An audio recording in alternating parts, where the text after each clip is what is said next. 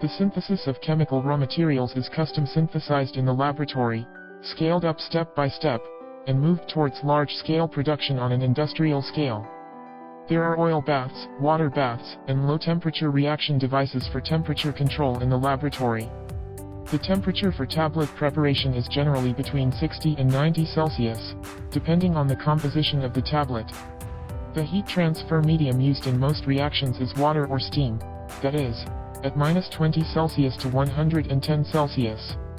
If the process requires the temperature to be higher than 110 Celsius, it needs to be replaced with heat transfer oil for heating. For low temperature conditions, most of them use ice salt bath cooling.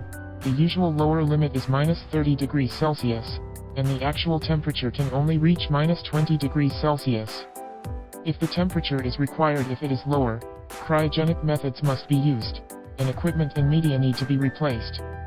Only a TCU can control the material temperature with a precision of plus or -1 degrees Celsius with a single medium, and the temperature control range is -45 degrees Celsius to 250 degrees Celsius.